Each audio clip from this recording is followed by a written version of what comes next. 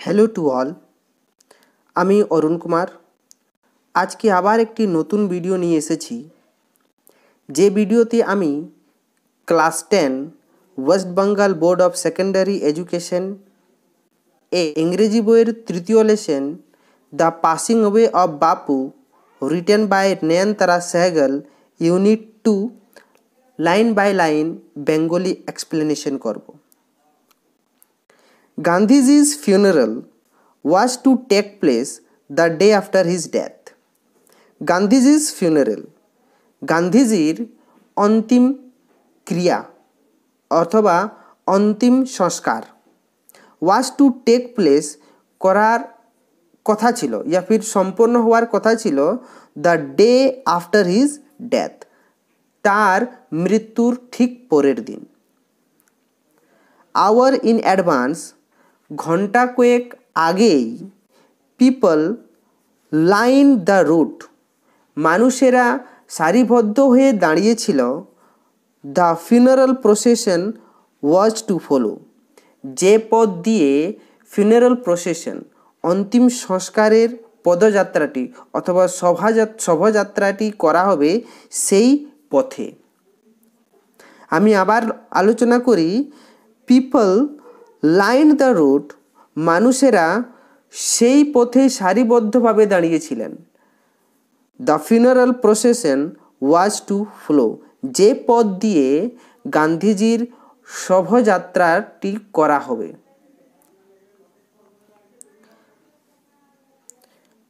Padmashri Mrs Naidu's daughter, Padmashri যিনি হলেন শ্রীমতী নাইডুর কন্যা, স্পোক ফর আস অল, আমাদের সবার হয়ে বলেছিলেন। হোয়েন সি সেড সিম্পলি, যখন তিনি সহজভাবে বললেন। উই উইল ওয়াক, আমরা হাঁটব। It is the last time, এটা হবে অন্তিমবার। We shall be walking with Bapu, যে আমরা বাপুর সঙ্গে হাঁটব।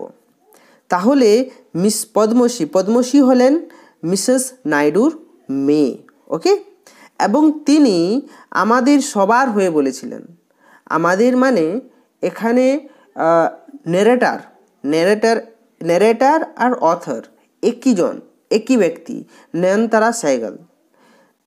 অথর নয়নতারা সেহগল বলছেন মিসেস নাইডুজ মেয়ে, মিসেস শ্রীমতী নাইডুর মেয়ে পদ্মশ্রী আমাদের সবার হয়ে বলেছিলেন। কি বলেছিলেন? যে উই উইল ওয়াক, আমরা হাঁটব। And it is the last time, এটা অন্তিমবার। We shall be walking with Bapu, যে আমরা বাপুর সঙ্গে হাঁটছি।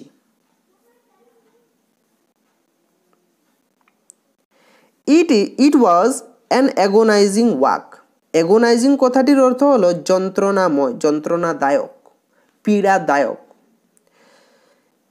এটি ছিল এক বেদনাদায়ক যাত্রা, এটি ছিল একটি যন্ত্রণাময়ী যাত্রা।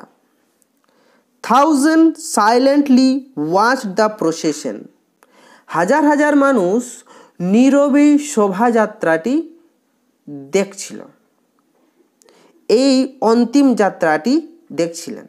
হাজার হাজার মানুষ মহাত্মা গান্ধীর এই অন্তিম যাত্রাটি মানে অন্তিম সংস্কারের যাত্রাটি দেখছিলেন। বাপু lay on an open truck, বাপু শুয়েছিলেন, ওকে। বাপু খোলা ট্রাকে শায়িত অবস্থায় ছিলেন। কভার্ড উইথ ফ্লাওয়ার, এবং ফুল দিয়ে ঢাকা ছিলেন। ইট মিনস হোয়াট, কি বাপু এক খোলা ট্রাকে শুয়েছিলেন। বাপুর সেই মৃতদেহটি এক খোলা ট্রাকে রাখা হয়েছিল এবং সেই মৃতদেহটিকে ফুল দিয়ে সম্পূর্ণরূপে ঢাকা হচ্ছিল।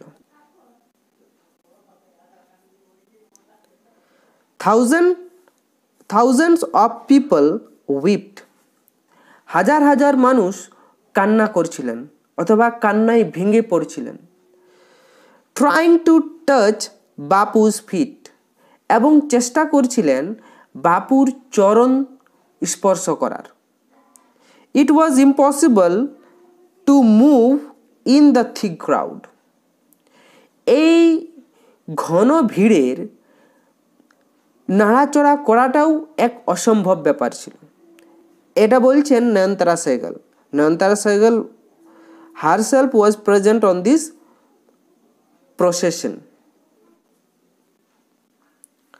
As I moved forward slowly, আর যখন আমি ধীরে ধীরে সামনে এগিয়ে যাচ্ছিলাম, I understood, আমি বুঝতে পারলাম, I was not merely in the midst of grieving people. আমি একা এই শোকার্থ মানুষের ভিড়ে ছিলাম না। আমি বুঝতে পারলাম যে আমি শুধু একা এই শোকার্থ মানুষের ভিড়ে দুঃখিত নয়। This was even more than the funeral procession of India's beloved leader. এটা ভারতীয় প্রিয় নেতার অন্তিম শোভাযাত্রা থেকেও বৃহৎ কিছু ছিল। I was among people, আমি এমন মানুষের মাঝে ছিলাম, for whom, যাদের জন্য walking with Bapu had a special meaning. বাপুর সঙ্গে হাঁটার এক বিশেষ তাৎপর্য ছিল। আমি সেই সকল মানুষের মধ্যে ছিলাম, সেই সকল মানুষের ভিড়ে ছিলাম। উই হ্যাড ওয়াকড উইথ বাপু, আমরা বাপুর সঙ্গে হেঁটেছিলাম। Over the rough and smooth of India's recent history, সাম্প্রতিক ভারতের অনেক রাফ, কঠিন অ্যান্ড স্মুথ এবং সরল পথে। এখানে নয়নতারা সেহগল ন্যারেটর বলতে চাইছেন, they had walked with Bapu, they had worked with Gandhiji over the rough and smooth path of India's recent history. ভারতের সাম্প্রতিক ইতিহাসের অনেক কঠিন এবং সরল পথে তারা বাপুর সঙ্গে অথবা মহাত্মা গান্ধীর সঙ্গে হেঁটেছিলেন। We could not now accept the fact that, আমরা এখন মেনে নিতে পারছি না আসল সত্যটি। We could not now accept the fact. The fact বিষয় বলতে এখানে সত্যটি, আর অ্যাকসেপ্ট মানে মেনে নেওয়া বা স্বীকার করা। এখানে বোঝানো হচ্ছে, এই লাইনটিতে বুঝলাম দ্যাট নয়নতারা সেহগল বলছেন that we could not now accept the fact, আমরা এখন মেনে নিতে পারছি না আসল সত্যটি। দ্যাট যে দ্য ম্যান, যে ব্যক্তিটি, who had led us over many difficult path, যিনি আমরাকে অনেক কঠিন রাস্তা দিয়ে, অনেক ডিফিকাল্ট রাস্তা দিয়ে নেতৃত্ব দিয়ে নিয়ে গেছেন, was never going to walk with us and again, আর তিনি কোনোদিনও আমাদের সঙ্গে হাঁটবেন না। নয়নতারা সেহগল বলছেন, যে ব্যক্তিটি বলতে এখানে বোঝানো হচ্ছে মহাত্মা গান্ধীর কথা। মহাত্মা গান্ধী আমাদের মিন্স নয়নতারা সেহগল অ্যান্ড গান্ধীজি's ফলোয়ার্স, তাদের অনুগামীদের কথা, গান্ধীজির অনুগামীদের কথা, তিনি অনেক ডিফিকাল্ট পাথে, অনেক ডিফিকাল্ট পরিস্থিতিতে তৎকালীন বা সাম্প্রতিক ভারতীয় ইতিহাসের মানুষদের নেতৃত্ব দিয়ে নিয়ে গেছেন। আর সেই ব্যক্তি আর কোনোদিনও আর আমাদের সাথে হাঁটবেন না। বাপু's slight figure had walked, staff in hand. Bapu's slight figure had walked, staff in hand. Staff means ছড়ি, লাঠি। ওকে, বাপু's slight figure কথাটির অর্থ হলো বাপুর দেহ had walked, হেঁটেছিল। বাপুর দেহটি হেঁটেছিল হাতে লাঠি নিয়ে, over a large part of India, ভারতের এক বিশাল অংশ জুড়ে। To walk is to make slow progress, to walk is to make slow progress, হাঁটার কথাটির অর্থই হলো ধীরে ধীরে এগিয়ে চলা। হাঁটা কথাটির অর্থই হলো কি না ধীরে ধীরে এগিয়ে চলা, ধীর গতিতে অগ্রসর হওয়া।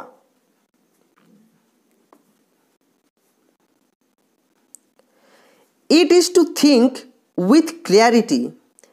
ইহা পরিষ্কারভাবে চিন্তা করার সুযোগ দেয়।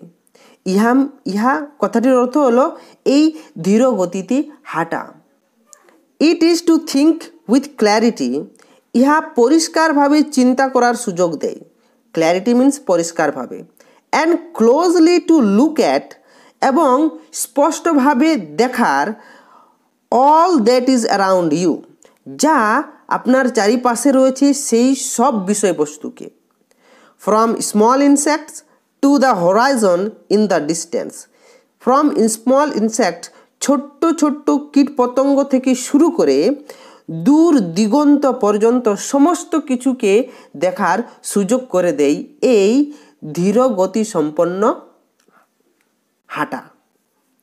মোরওভার, এর থেকেও বেশি যা, to walk was often the only way open to the average Indian. হাঁটাই ছিল অনেক সময় একমাত্র পথ ফর দ্য অ্যাভারেজ ইন্ডিয়ান, বেশিরভাগ ভারতীয় মানুষদের জন্য অথবা সাধারণ ভারতীয় মানুষের জন্য হাঁটাই একমাত্র পথ ছিল। ইট রিকোয়ার্ড নো ভেহিকলস, এর জন্য কোনো যানবাহনের প্রয়োজন হয় না। এর জন্য কোনো বাহনের প্রয়োজন হয় না। Accept his on body, accept his on body, সেই ব্যক্তির নিজের দেহ ছাড়া। অ্যান্ড কস্ট হিম নাথিং, এবং তাকে কিছু খরচও করতে হয় না, বাট হিজ এনার্জি, তার নিজ শক্তি ছাড়া।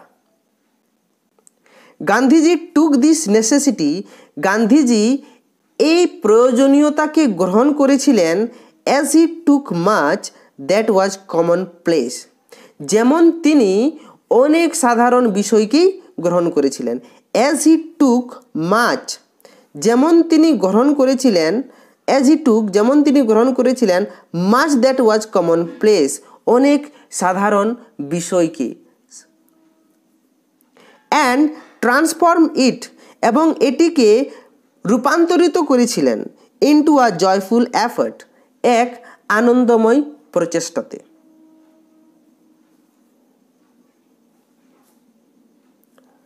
The end. আমরা এই লেসনের শেষ পর্যায়ে পৌঁছালাম।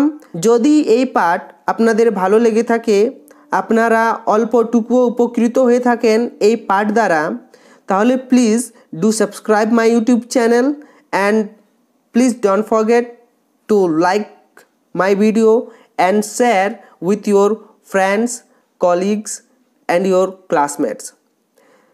Thank you to you all for watching my video. Jai Hind, Jai Bharat.